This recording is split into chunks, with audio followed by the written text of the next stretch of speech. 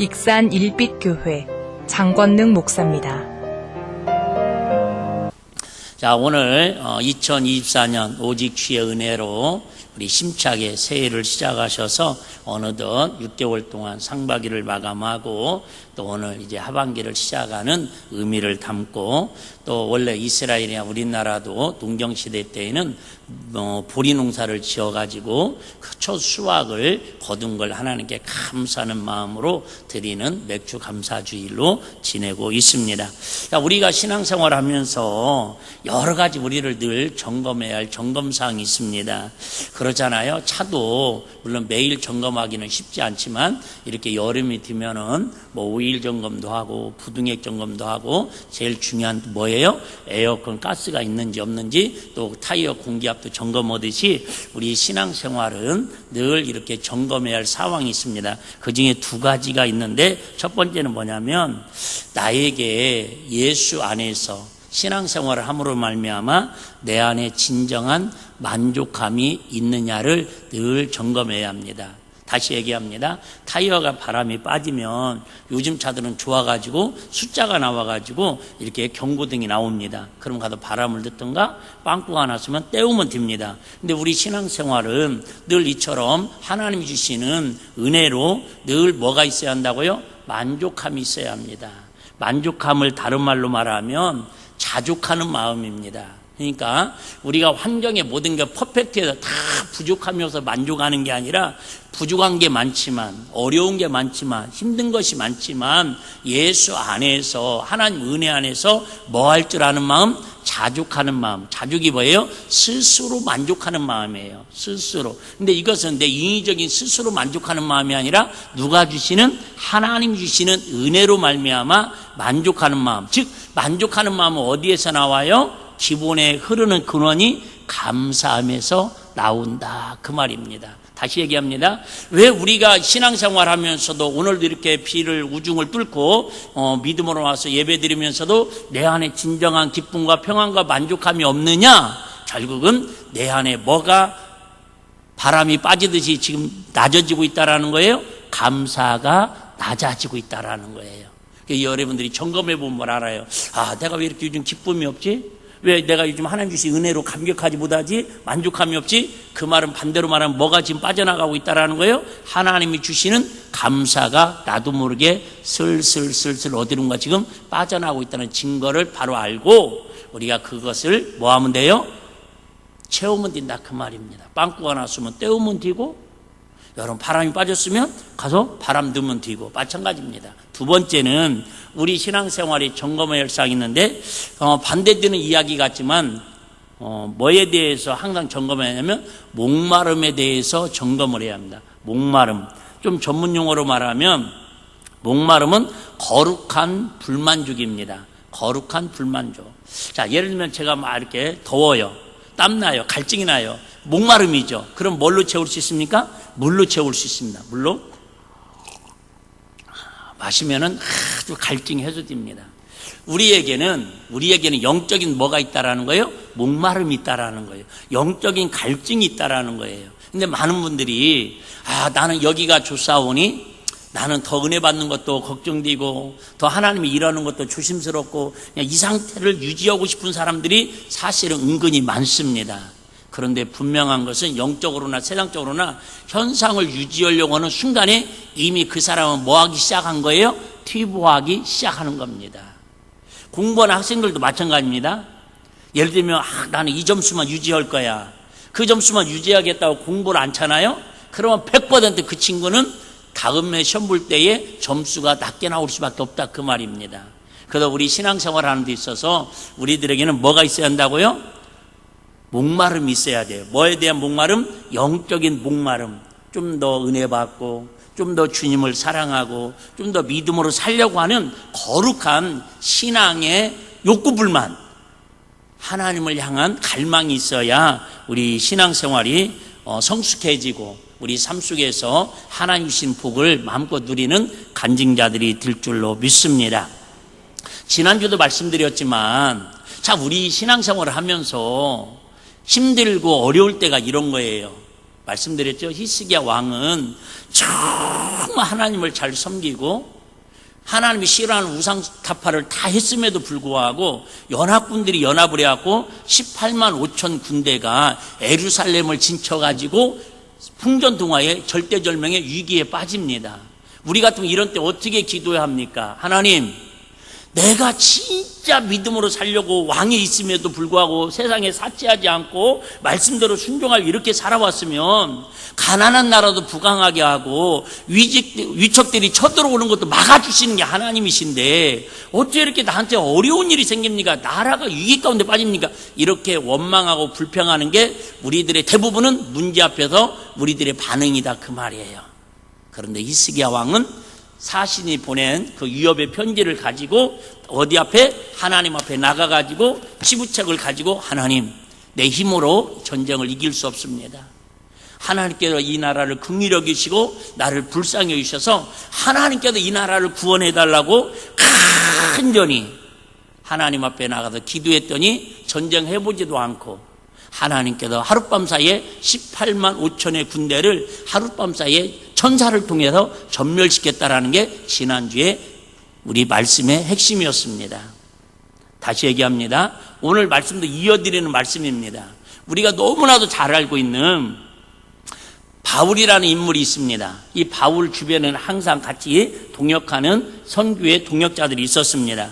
늘 바울은 말 그대로 다메섹에서 예수님 만나고부터는 그 인생은 살아도 예수, 죽어도 예수, 예수 위에는, 복음 전하는 일에는 관심이 없습니다. 그래서 심지어 결혼도 하지 않습니다. 자기가 갖고 있는 모든 기득권을 다 버렸습니다. 그리고 오직 하나, 뭐가? 예수님이 우리의 구세주라고, 예수님이 나의 메시아라고 그 복음 전하는 일에 그 동네에서만 복음을 전하는 게 아니라 사방 곳곳을, 세계를 다니면서 그 위험 가운데 복음을 전합니다. 자, 첫째, 동기가 정확합니다. 목적이 정확합니다. 주님을 위해서 살겠다라고 하는. 그럼 여러분 이 정도 결심하고 이 정도로 다짐하고 이 정도로 헌신하면 하나님께서 닥치는 위기도 막아주시고 있는 질병도 고쳐주시고 없는 사람도 붙여주셔서 하나님의 일을 더 효과적으로 하도록 역사하는 게 하나님의 뜻 아니냐 그 말입니다. 근데 신기하게 바울이 복음을 전하려고 하면 할수록 하나님 뜻대로 살려고 하면 살수록 뭐가 더 옵니까? 시험과 핍박과 환난이 더 크게 옵니다. 여러분 이걸 우리가 어떻게 이해할 수 있겠어요? 우리로 말하면 여러분 믿음 생활 잘하다가 교회 생활 잘하다가 사업 부둔하고 자식 여러분 잘못 뛰고 여러분 그죠? 가정이 파탄당했다 그 말입니다. 그러면서도 여러분 예수 믿을 사람 누가 있겠냐는 말이에요. 오늘 말씀 여러분 성경의 말씀하고 내 상황하고 얼마나 우리는 동떨어졌는가를 한번 이렇게 생각이라도 해보자 그 말입니다. 저도 이렇게 설교하지만 이론적으로는 알지만 삶 속에서 이런 일이 닥치면 저도 못 삽니다. 그럼에도 불구하고 성경은 어쨌든 뭐예요? 우리에게 그런 거룩한 영적인 뭐가 갈증, 목마름을 가지고 주님 닮기를 원하신다 그 말이에요. 할렐루야. 자, 두 번째는 이처럼 바울과 그 일행들은 정말 목적이 동기가 하나님 기쁨입니다. 두 번째는 이들은요 누구의 뜻을 따라 사는 사람들이에요? 철저하게 오늘도 본문에 보니까 성령님의 인도를 따라. 여러분 신앙생활의 최고의 매력은 성령 충만, 성령의 감동, 성령의 인도하심 아닙니까? 자기 생각, 육신의 쾌락, 육신의 향락, 자기 욕심을 따라 사는 사람이 아니라 철저하게 눈만 뜨면 100% 성령의 인도하심을 따라 살려고 몸부림치는 사람이 누구였다고요? 바울과 그 선교의 일행들이었다라는 거예요. 이쯤 되면 가는 곳마다 정말 기적 같은 베드로가 예루살렘 교회에서 전할 때마다 하루에 2,000명, 3,000명 회개하듯이 그런 역사만 일어나야 합니다. 그런데 이 바울은 아시아로 가려고 그럽니다. 아시아로 가려고 그래요. 그런데 성령님께서 가지 말라고 그러니까 지금 뭐하러 가는 거예요? 관광 가는 거 아니잖아요. 소풍 가는 거 아니잖아요. 근데도 복음 전하러 아시아로 가려고 하는데 성령님이 가지 말라고 하니까 그 자리에 멈추는 그런 성령의 사람입니다. 비두니아로도 또 가려고 그러는데도 하나님이 또 가지 말라고 그러니까 두 말도 묻지 않고 가지 않고 그 발걸음을 멈춥니다. 그러다가 이제 오늘 본문에 보면 빌립보 지역을 근거로 해서 복음을 전하는데 누디아라고 하는 옷장사, 자주장사를 만납니다. 그러니까 이 바울이 와가지고 여기서 혹시 기도처가 있을까, 기도하는 것이 있을까 하다가 하나님 만남의 복을 주셨고, 아유, 저희 집에서 이렇게 같이 기도하고 예배 드렸으면 좋겠습니다 해가지고는 이제 거기 기도처가 되고 예배 처소가 됩니다.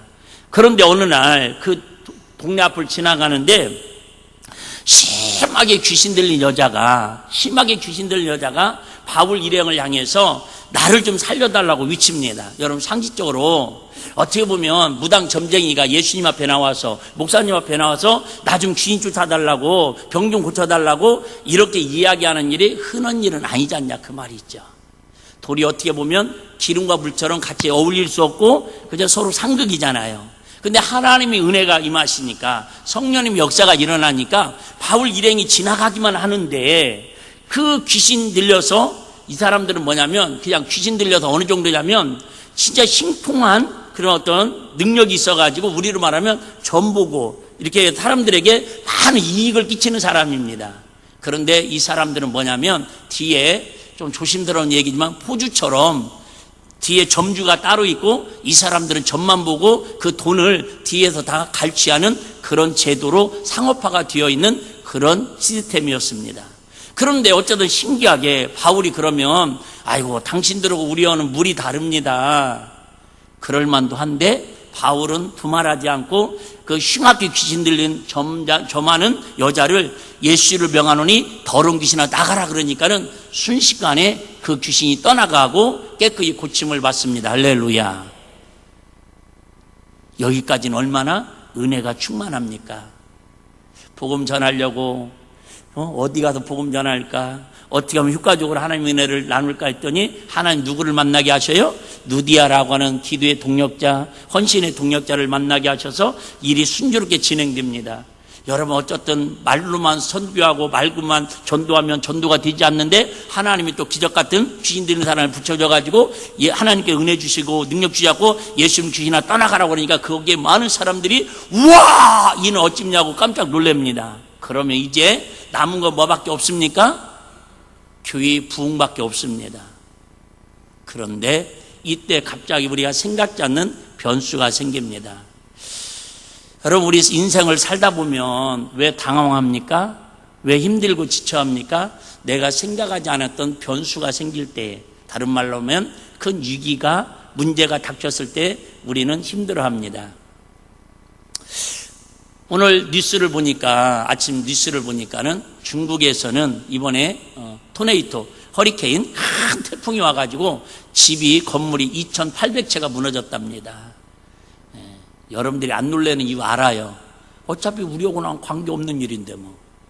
근데 만약에 여러분들 그럴 리는 없겠지만은 여러분들 예배 끝나고 나서 엄마, 아빠, 할아버지, 우리 아빠가, 우리 동생이, 우리 아들이 교통사고 나서 지금 응급실에 실려갔대. 그럼 여러분들은 까무라칠 겁니다.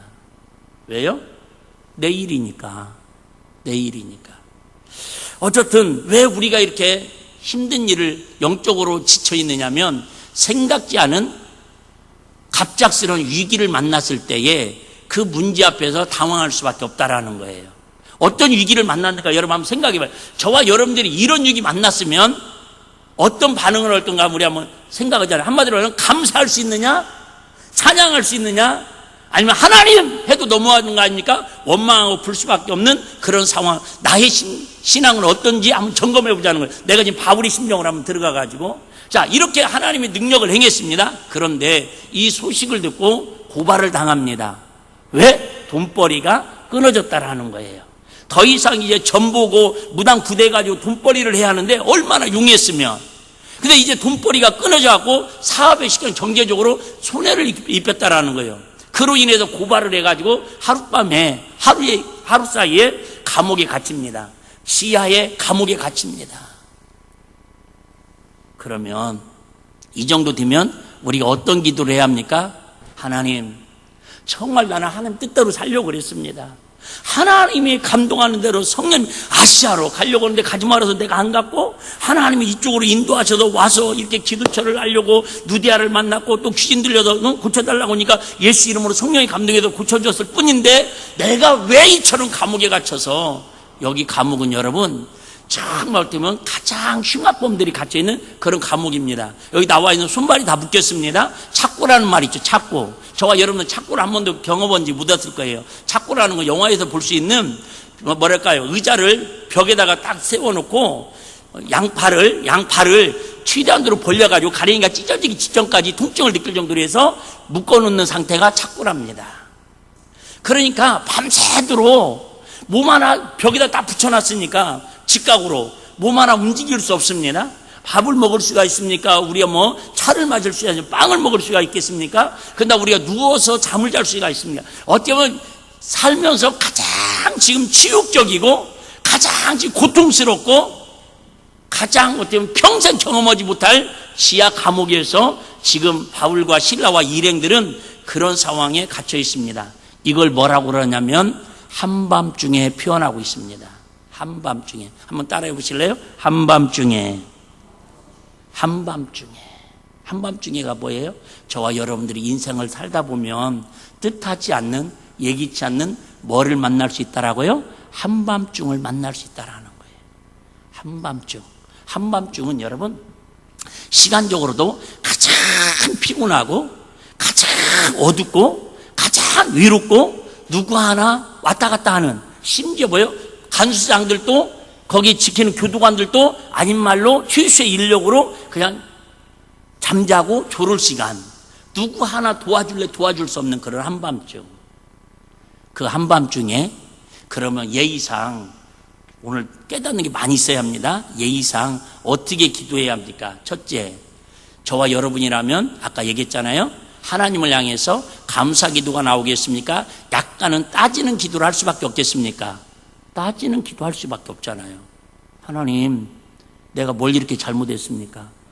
설령 잘못했으면 하나님 미리 막아주시지, 굳이 이렇게 지하까지 감옥까지 가둬서 세상에 내가 중범죄 살인죄도 아니고 아무 죄도 없는데 착고까지 쓰여서 이렇게까지 내 춘향이도 아니고 이렇게까지 고통을 당해야 합니까? 이런 게도 충분히 할 수 있지 않습니까?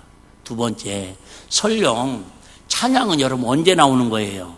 기쁠 때, 즐거울 때, 뭔가 흥겨운 일이 있을 때 찬양이 나오는데, 지금 오늘 바울과 신랑이 이 상황에서 하나님의 뭐 했대요? 찬양하고 기도했대요. 여러분, 이런 상황인데 찬양이 나오면 제정신입니까? 이해가 안 되는 상황 아닙니까? 두 번째, 찬양을 하든 기도를 하든 지금 상황적으로 첫째는 하나님을 따지듯이 어쨌든 질문형으로 기도를 할 수 있다. 원망 불평은 안 하더라도 질문형으로 하나님께 기도하는 게 맞는 거고, 두 번째는 여러분, 기도와 찬양을 하더라도 속으로 해야 할까요? 큰 소리로 해야 할까요? 속으로 해야 맞지 않습니까? 상황적으로 지금. 그런데 바울과 실라는 지금 얼마나 한밤중에 그것도 큰 소리로 찬양하고 크게 기도했는지 간수들이 놀래 자빠질 정도로 크게 외치더라는 거예요. 다시 얘기합니다. 하나님의 역사는, 하나님이 일하시는 방법은 내 생각과 내 계획과 세상의 이치로 그 법 안에서 공시간에 이루어지는 게 아니라, 하나님의 법은요, 우리 생각을, 상상을 초월해서 하나님의 법 안에서 역사는 능력이시다. 그 말이 할렐루야. 세 번째는 여러분 중요한 거예요. 이것 때문에 오늘 본문을 제가 정한 건데요. 그러면 여러분 같으면, 저 같으면 이 상황에서 어떤 기도를 해야 할까요? 예를 들면, 자, 첫 번째는 질문하는 기도 할 수 있어요. 두 번째는 찬양을 하더라도 묵상일이나 움줄이는 속으로, 그죠? 하여튼 찬양할 수 있겠죠. 왜 나만 겪는 고난이냐고, 주님 근데 진짜 중요한 거, 그건 기도는 어떤 기도를 해야 할까요? 1번, 하나님, 혹시 하나님이 주무셔도 그런지 모르겠지만 저들이 저를 오해했습니다. 내가 이렇게 감옥에 갇혀도 취급받아야 할 그런 사람은 아닌 거 하나님도 아시지 않습니까? 그러니까 하나님께서 밤새 아침이 되면은 저들이 착각을 했다고, 잘못했다고 사과하고 하나님 저희를 감옥에서 풀려나게, 감옥에서 풀려날 수 있도록 하나님 도와주시옵소서. 이게 제 머리로는 목사지만 목사의 신앙으로는 최고로 우리가 하나님께 양보하고 양보해서 할 수 있는 기도 제목일 것 같아요. 무슨 기도 제목이요? 문제 해결해 주세요. 한번 해보실래요? 시작. 문제 해결해 주세요. 저와 여러분의 기도의 제목이 80%는 여기에 머물고 있지 않습니까? 하나님, 나 이런 문제 있어요. 이런 아픔이 있어요. 이런 어려움이 있어요. 하지 말라는 게 아니라, 그런데 오늘 본문에 보면 바울과 실라는 그런 기도를 하지 않았다는 걸 우리가 알 수가 있습니다. 왜요? 자, 바울과 실라가 막 큰 소리로 찬양을 합니다. 그리고 막 하나님께 부르짖어 기도를 했습니다. 근데 안타깝게 뭐라고 기도했는지, 찬양을 무슨 곡을 했는지, 오이 기쁨을 했는지, 뭐 감사를 했는지, 그 주위에서 자유롭게 하면 뭔 찬양, 뭔 기도를 했는지 모르겠지만은 분명히 결과로 미루어 짐작할 수 있는데, 만약에 웅문에서 탈출하게 해달라고, 웅문에서 나를 풀어달라고 이런 기도를 했으면은, 자, 찬양과 막 기도를 하니까 갑자기 하나님께 뭘 일으키셨어요? 지진을 일으키셨습니다. 지진을 일으켜가지고는 옥구가 터져버렸어요. 그러니까 제일 먼저 놀란 사람이 누구예요? 간수장입니다. 간수장이 뭐라고 얘기합니까? 간수장이 놀래가지고 옥문이 열린 거 같고, 아까 얘기했잖아요. 간수장과 그 교도관들이 졸고 있었다는 게 증거가 여기서 나와요. 눈 뜨고 보니까, 놀래가지고 눈 뜨고 보니까 세상에 죄수들이 없어진 줄 알고, 탈옥한 줄 알고 칼로 자기를 죽을, 그만큼 죄수들을 지키는데 그 임무를 담당하지 못하면 전례에 교도관들이 직결 처형당하고 가문이 멸망당했다는 걸 미루어 짐작할 수 있지 않습니까? 안 당해봐도. 그래가지고 칼로 자기들이 자기를 죽으려고 할 때, 그때 바울과 실라가 뭐라고 얘기해요? 그러지 말으라고. 당신들이 찾는 죄수들이 바로 여기 있다고 그럽니다. 자, 만약에 잘 들어보셔봐요. 좀 집중해 보셔봐요. 이 문제를 해결하는 데만 목적이 뒀다면, 감옥에서 풀려나는 게 목적이 뒀다면, 착구가 열리고 옥문이 열리고 지진이 나서 그죠? 간수장들이 자결하려고 하면은 그때 하나님의 은혜다 하고 뭐 하면 돼요? 유유히 탈출해서 나오면 됩니다. 왜요? 기도의 응답이 이루어졌으니까. 중요합니다. 그런데 바울과 실라는 탈출하지 않아요. 감옥에서 나오지 않습니다. 도리어 뭐라고 그래요? 내가 여기 있으니 걱정하지 말라고 그들을 위로합니다. 그럼 바울과 실라는 도대체 이 상황에서 무슨 기도를 했을까? 분명한 사실은 탈옥시켜 달라고, 이 문제를 해결해 달라고, 이 위기를 지금 하나님께서 해결해 달라고, 응답해 달라고 그 기도는 안 한 건 아시겠죠? 무슨 기도를 했을 것 같아요? 가장 어려운 얘기입니다. 우리는 알면서도 쉽지 않습니다. 자, 우리 25절 한번 먼저 보겠습니다. 25절입니다. 밤중쯤 되어 바울과 실라가 기도하고 하나님을 찬미하며 뭐가 듣더라? 죄수들이 들을 정도로. 여러분, 기도는 물론 골방 기도도 필요하고 묵상 기도도 그렇지만은 기본적으로는 여러분 어쨌든 하나님 앞에 부르짖어 기도할 때 하나님이 역사하는 힘이 강한 걸 믿으시기를 바랍니다. 한밤중에 바울과 실라가 기도하고 하나님을 찬미하며 죄수들이 들을 정도로 이렇게 기도합니다. 그러면 바울과 실라가 무엇 때문에 한밤중에 기도하고 찬송합니까? 가장 한밤중에는 지금 뭐 해야 돼요? 초저녁에 하나님께 질문 기도하고, 하나님 나 오늘 하루 종일 복음 전하다가 축기 사역하다가 은사 사역하다가 지쳤으니까 그래도 하나님 단잠 자게 하여 주시옵소서. 한밤중에는 자야 한다 맞아요. 그런데 자야 할 그 한밤중에 뭐 하더라? 찬송하고 부르짖어 누구까지? 죄수들까지 깨우고 간수들까지 깨울 정도로. 다시 얘기합니다. 우리 인생에 가장 칠흑 같은 암흑을 만날 수 있어요. 생각지 않았던 여러분 내 인생에, 우리 가정에, 우리 사업에 한밤중에 인생을 맞이할 수 있습니다. 그때 저와 여러분들은 어떻게 해결하려고 하나님 앞에 나가냐 그 말이에요. 바울과 실라는 결국은 하나님의 뜻을 구했다라는 걸 알 수가 있습니다. 하나님의 뜻을 구할. 자, 16장 28절 한번 볼까요? 16장 28절. 바울이 크게 소리질러 가로되, 그러죠? 바울이 놀랬어요. 간수장이 지금 자살해서 자기를 죽이려고 그러니까 바울이 놀래가지고 크게 소리질러 가로되 내 몸을 상하지 말라, 우리가 다 여기 있노라 하니. 21절 보겠습니다. 누가복음 10장 21절입니다. 누가복음 10장, 이때에 예수께서 성령으로 기뻐하사 가라사대 천지의 주제이신 아버지여, 이것들을 지혜롭고 슬기로운 자들에게 숨기시고 어린아이들에게 나타내심을 감사나이다. 같이 한번 볼까요? 시작. 올소이다. 이렇게 된 것이 아버지의 뜻이니라. 다시 얘기합니다. 마태복음 6장 9절 10절 우리가 잘 아는 것처럼 주기도문에서 이렇게 얘기하죠. 마태복음 6장 9절, 그러므로 너희는 어떻게 기도하라? 이렇게 기도하라. 한밤중에 생각지 않는 절대절명 위기를 만났을 때에 어떻게 기도하라? 이렇게 기도하라. 하늘에 계신 우리 아버지여, 이름이 거룩히 여김을 받으시오며 나라 임하옵시며 뜻이 하늘에 이룬 것 같이 땅에서도 이루어지이다. 정확한 기도 내용은 바울이 어떤 기도를 했는지 우리는 알 수 없습니다. 분명한 것은 나 감옥에 억울하게 갇혔는데 풀려나게 해주세요. 내 억울함을 해소해 주세요. 이런 기도하지 않냐고. 분명한 것은 내 인생에 한밤중을 만났습니다. 생각지 않는 복음 전하다가 예상치 않는 풍랑을 만났습니다. 파도를 만났습니다. 그런데 분명한 것은 내가 이 감옥에 갇혀 있는 것은 하나님의 뭔 뜻이 있는 줄 압니다.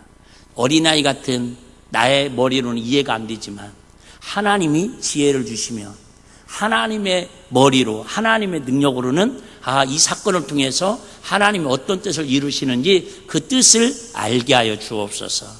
다시 얘기합니다. 상황 앞에 당황하지 말고, 문제 앞에도 절박하지 말고, 문제 속에서 하나님 뜻이 무엇인지를 깨닫도록 기도한 줄로 믿습니다. 이게 우리의 신앙하고 바울의 신앙하고 약간의 차이점이라는 거예요. 다시 얘기합니다. 우리는 이보다 작은 일을 만나도, 조그만 사소한 일을 만나도 이렇게 기도하는 게 쉽지 않습니다. 그래서 반복이 필요하고 훈련이 필요하고 한 말 또 하고 또 하는 것처럼 하는 겁니다. 오늘 제일 핵심이 이겁니다. 내 인생의 한밤중에 욥처럼 고난을 만나고 태풍을 만나고 허리케인 같은 상상할 수 없는 그런 위기가 닥쳐왔을 때에 문제 해결해 달라고 하나님께 부르짖고 기도하기 전에 이 문제를 통해서 하나님이 하시고자 하는 뜻이 무엇입니까? 주님의 뜻을 깨닫는 은혜가 있기를 주의 이름으로 축복합니다. 그러니까 결국은 그로 인해서 뭐예요? 그 간수장이 집에 초청을 합니다. 초청을 해가지고 하룻밤 사이에 이제 간수장도 목을 내놨죠. 자기 집에 가가지고 모든 가족들을 그 밤중에 다 깨워서 불러놓고는 하나님의 말씀을 전합니다. 그때 우리 유명한 16장 31절 기억나시죠? 주 예수를 믿으라. 그리하면 너와 내 집이 구원을 받으리라. 무슨 얘기예요? 바울은 감옥에서 풀려나는 게 중요한 게 아니라 이 사건을 통해서 더 많은 영혼이 구원받기를 원하다라는 거예요. 여러분, 하나님은 사랑의 하나님이시고 우리 인생의 생사화복을 중환하시는 전지전능의 하나님 줄로 믿습니다. 그분은 맘만 먹으면 죽은지 나흘 사람도 살리시는 능력의 하나님이시잖아요. 3년 6개월 동안 비가 오지 않게도 기도하면 비가 내리게 하시는 게 하나님의 능력이십니다. 할렐루야. 하물며 그분이 하나님의 자녀인 저와 여러분들을 힘들어 죽이게 만들고 가정을 파탄시키게 만들고 사업을 부도나게 만들어서 우리를 정말 지옥으로 끌려가는 어려운 가운데 살게 하려고 우리에게 시험과 연단과 문제를 우리 앞에 위기를 닥치게 하겠냐 그 말이에요. 아니에요. 그를 통해서 크게 첫째는 내가 하나님 앞에 뭐한 마음을 갖도록 감사하는 마음을 갖도록, 두 번째 목마름, 하나님의 사랑을 더 간절히 찾고 찾을 수 있는 기도를 통해서 제일 중요하죠. 세 번째 결과, 누군가가 이 아픔을 통해서 이 사건을 통해서 그 사람과 그 가족이 그 주변이 구원받는, 영혼이 구원받는 은혜가 임하기를 주님이 원하셔서 우리에게 고난을 주고 우리에게 어려움을 주는 것이지, 우리가 뭘 미워서, 우리가 뭘 잘못해서 그런 게 아니라는 걸 오늘 말씀을 통해서 깨닫는 은혜가 있기를 주의 이름으로 축복합니다. 그러면 우리가 어떻게 하면 하나님의 이런 한밤중에도 우리가 기도하고 또 찬송하고 하나님 앞에 믿음으로 나갈 수 있겠습니까? 우리 디모데후서 1장 11절 12절 한번 보겠습니다.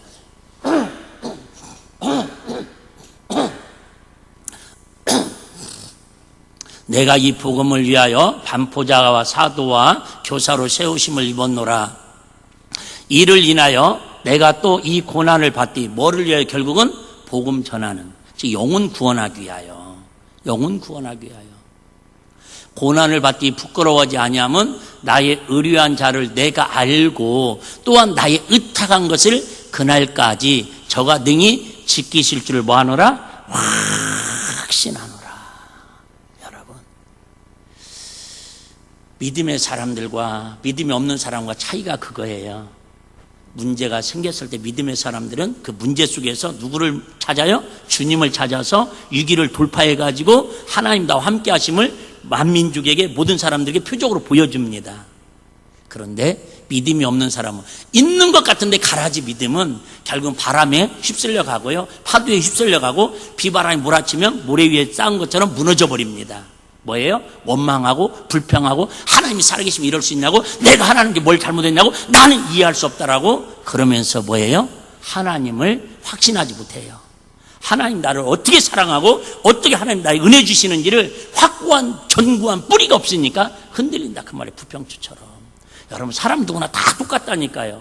안 먹으면 배고프고, 예수님도 그랬죠. 안 먹으면 배고프고, 여러분 돈 없으면 불편하고, 여러분 기분 나쁜 소리 들으면 속상하고, 다 똑같이 어려움 나가면 억울하고 속상합니다. 다 똑같습니다. 왜? 지정, 감정이 사람이기 때문에. 근데 그것을 통제해서 성령으로 이끄는 힘이 뭐예요? 그래서 기도 속에서 나타낸다고 말씀하고 있습니다. 자, 시편 9편 10절 보겠습니다. 시편 9편 10절. 자, 다윗은 이렇게 얘기합니다. 여호와여, 주의 이름을 아는 자는 주를 의지하오리니 이는 주를 찾는 자들을 뭐하지 아니하심이니라? 버리지 아니하심이니라. 여러분, 그래요. 문제 속에서 문제를 보지 마시고 문제 속에서 주님을 찾는 은혜가 있기를 주의 이름으로 축복합니다. 바울과 실라는 감옥에서 내가 왜 감옥에 갇혔지? 원인 분석하지 않았다라는 거예요. 나를 왜 감옥에 갇혔지? 나 누명 썼는데, 여러분 내일 변호사 누구 쓰지? 이런 고민하지 않았다라는 거예요. 뭘 찾아요? 하나님을 찾는 거예요. 하나님 찾는 거예요. 하나님 찾는 거예요. 나중에 제가 은퇴하고 나서 얘기할 수 있는 일인데,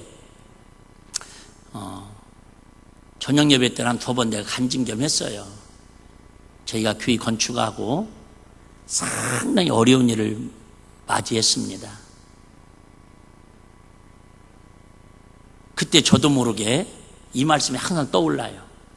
정말 하나님 앞에 부르짖고 하나님 뜻대로 역사해달라고 기도를 해야 하는데, 나도 모르게 그 위기 가운데 사람한테 전화를 했어요. 집사님, 우리 교회가 지금 이렇게 위기 가운데 있습니다. 어떻게 하면 좋을까요? 그랬더니 집사님, 그 집사님이, 목사님 걱정하지 마세요, 제가 바로 달려가겠습니다. 그 오셔가지고 전화 몇 통으로 그 어려운 문제가 해결이 됐습니다.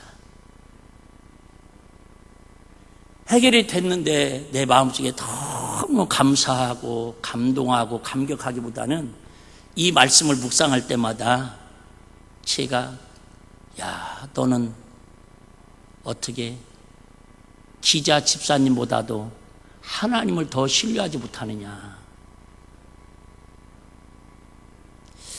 지금도 이 설교하면서 그때 부끄러움이 제 마음을 이렇게 요동치게 합니다. 물론 그 사건뿐이겠습니까?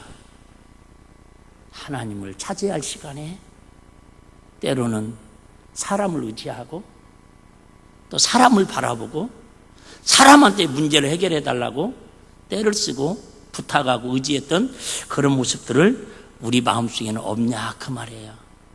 오늘 맥주 감사주의를 우리가 보내면서 우리 앞으로도 하반기에는 하나님이 복 주실 걸 기대하고 하나님의 은혜 속에서 승리할 줄로 믿지만, 다시 얘기합니다. 혹시 생각지 않는 우리 인생 앞에 문제가 있을 때에 문제 앞에서 문제 해결해달라고 하나님께 떼쓰기 전에 그 문제 속에서 뜨겁게 하나님을 찾는, 하나님 나와 함께 하심을 경험한 은혜가 있기를 주의 이름으로 축복합니다. 다니엘서 11장 32절 읽고 정리하도록 하겠습니다. 그가 또 언약을 배반하고 악행하는 자를 괴일로 타락시킬 것이나 오직 자기의 하나님을 아는 백성은 강하여 용맹을 뭐하리라? 발하리라. 우리 잘 아시잖아요. 다니엘은 포로로 끌려갔습니다. 왕궁에서 그렇게 총명받는 어떤 특별 영재반에서 훈련받고 출세가도를 달립니다. 그럼에도 불구하고 그 문제를 해결하기 위해서 일부러 창문을 열어놓고 하루에 3번씩 나 잡아가려면 잡아가라고, 죽이면 죽이려고, 뭐 하려고? 출세하려고 그런 거 아니잖아요. 자기 목숨 연명하려고 그러는 거 아니잖아요. 뭐래요? 민족을 구원하고 영혼을 사랑하고 자기 하나님이 나와 함께 하심을 확증하는 신앙 고백으로 그랬더니 하나님께서 그 다니엘을 그 원수의 나라에서, 그 시기 질투가 난무한 나라에서 여러분 하루아침에 국무증리로 하나님 높이시는 걸 경험할 수 있는 걸 우리는 역사적으로 모르는 사람 누가 있습니까? 다시 얘기합니다. 태풍이 와야 바다가 정화가 돼서 생물들이 더 살아납니다. 미국에 비행기 타고 갈 때 예를 들면 시카고까지 가는데 직항으로 가는 경우 갈 때는 13시간 정도 걸립니다. 예를 들면. 근데 올 때는 11시간 정도 걸립니다. 똑같은 비행기인데 2시간 정도 차이가 납니다. 우리 같이 갔던 박 목사님하고 내가 그 얘기를 하면서 논쟁이 벌어졌습니다. 내기를 했습니다. 100불 내기를 했습니다. 왜 갈 때는 13시간이 걸리는데 올 때는 11시간이 걸리느냐? 제 주장은 바람의 영향이다. 맞바람을 타면 비행기가 평균 900에서 1000km로 날아갑니다. 900에서 1000km. 그런데 바람을 맞으면은 그 속력이 줄어가지고 2시간 정도가 더 시간이 단축되기도 하고 걸리기도 합니다. 그랬더니 우리 박 목사님이 저한테 아이고 목사님 뭔 비행기가 바람의 영향을 받아서 2시간씩이나 그게 말이 안 되는 소리 하지 마십시오. 그러면 왜 그런다고 그래요? 시차 때문에 그런다는 거예요. 시차. 미국하고 시카고 여기 14시간 차이입니다. 그럼 14시간 차이가 나야지 왜 그래? 그래갖고 이걸 인정을 안 합니다. 그래서 네이버 검색을 했습니다. 결국은 미국에 있는 목사님한테 물어봤습니다. 3가지의 검증을 통해 가지고 제가 이겼는데 하나님 은혜로 목사가 내기하면 안 된다고 100불은 못 받았습니다. 중요한 얘기입니다. 나는 오래전에 성기순례 갔다 오면서 그걸 깨닫고 내가 느낀 게 많아서 지금 마지막 간증을 하는 거예요. 여러분 비행기는 거의 1000km로 공중을 나는데도 맞바람을 맞으면 속력이 2시간씩도 줄어들다라는 거예요. 무슨 얘기예요? 우리 인생이 믿음으로 쭉 비상하는 신앙생활을 하다가도 우리 인생이 생각지 않은 맞바람이 올 수 있다는 거예요. 근데 이 맞바람이 세면요 여러분 때로는 비행기가 추락도 합니다. 그런 분들 많잖아요. 그렇게 잘 나가는 목사님들, 유명한 목사님들이 하루아침에 맞바람 맞아가지고 TV 몇 번 나오더니 그냥 흔적도 없이 사라지는 목사님들 예를 있잖아요. 우리 성도들은 안 그렇습니까? 그렇게 교회에서 막 비행 그저 1000km 날아가듯이 막 믿음 생활 잘하시고 기도 생활 열심히 하시고 봉사 충성하다가 맞바람 맞더니 어느 순간에 시들시들 해가지고는 기체 고장 나가지고 뜨지도 못한대요. 저와 여러분 인생에 하반기 때도 그러면 안 되겠지만은 생각지 않는 맞바람이 있을 거예요. 생각지 않는 태풍이 있을 거예요. 근데 태풍 속에서 문제를 보지 마시고 그 속에서 하나님의 뜻이, 하나님 뜻은 알겠죠? 누군가를 그를 통해서 2가지, 내 신앙이 성숙해지고 하나님의 실존을 내가 알고 경험해서 누군가에게 더 많은 사람들이 하나님의 복음을 들을 수 있도록 역사하기 위한 과정인 걸로 믿으시기를 바랍니다.